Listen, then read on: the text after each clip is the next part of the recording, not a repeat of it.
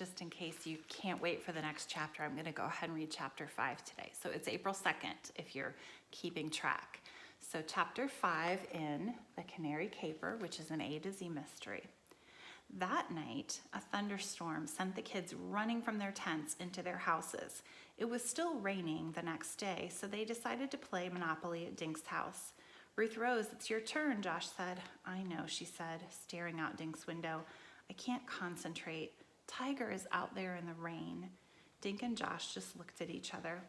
If Fred Little didn't take the pets, then who could it be? Ruth Rose asked. She came and plopped herself down at the Monopoly board. Dink thought a moment. If we could figure out why someone was stealing animals, he said, maybe we could figure out who was doing it. Ruth Rose picked up her stack of Monopoly cash.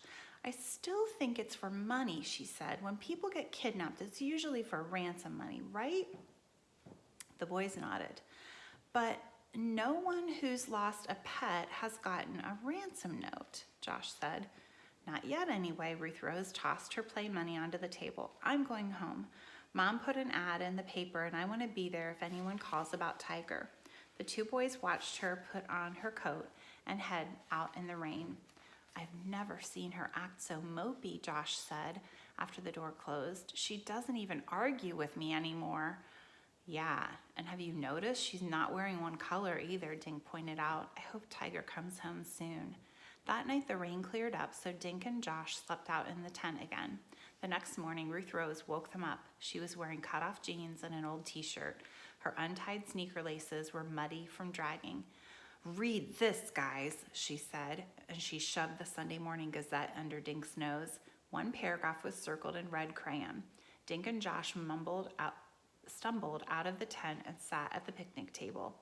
The paragraph was under local area crimes. Dink scanned it quickly, then read it out loud.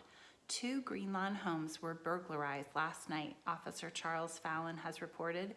The homes of Dr. and Mrs. Michael Pardue and Mr. and Mrs. Harvey Gwynn were entered by persons unknown. Several items of value were taken. Police are investigating. Dink looked up. Wow! First they lose their pets, then someone breaks into their house? I think that stinks. And I think they're connected, Ruth Rose said. Don't you see? It is about money. Someone is taking pets, then breaking into the same houses. But why would someone need to steal a pet before robbing a house? Dink asked.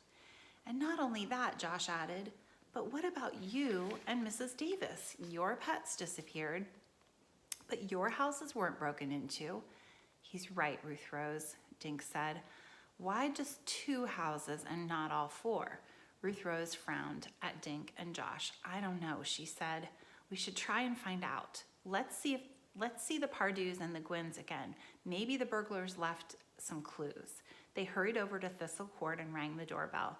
Mr. Gwynn came to the door in his bathrobe. Oh, hi, kids, Mrs. Gwynn told me you stopped by Friday. Guess what?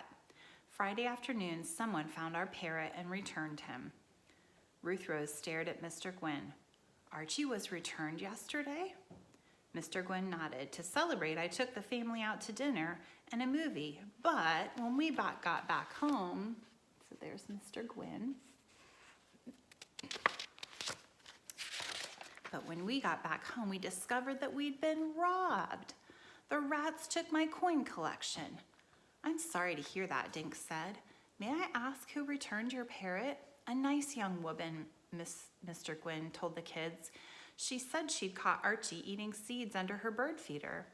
Did you invite her into your house? Ruth Rose asked. Before he could answer, Dink blurted out, Did she see your coin collection? Mr. Gwynn's mouth dropped open. Are you suggesting? Oh my, you could be right, he said. The collection was in the living room where we sat and talked. Do you think she came back and stole it? Dink, Josh, and Ruth Rose looked at one another. Ruth Rose had her I told you so look on her face. It sure seems that way, Mr. Gwynn, Dink said. The kids thanked Mr. Gwynn, then raced all the way to the Pardue's house. Out of breath, Ruth Rose rang the bell. Mrs. Pardue came to the door. Hi, gang, what's up, she said. Ruth Rose asked, by any chance did someone bring your rabbit back yesterday? before your house got robbed? Why, how did you know? Mrs. Pardue asked. A nice young couple called and said that they'd found Violet in their garden. They brought her home yesterday afternoon. Dink explained how the Gwyn's parrot had also been returned before they were robbed. Mrs. Pardue's eyes got wide. Of course, that couple came in and had a cold drink with us. Dr. Pardue offered them a reward, but they refused it. What did they steal? Josh asked. Several pieces of my good jewelry, Mrs. Pardue said. Some of it was left to me by my grandmother. Ruth Rose thought for a minute. Did they ask to use your bathroom? Yes, the woman did, Mrs. Pardue answered. She could have snooped in my bedroom at the same time. I feel so foolish.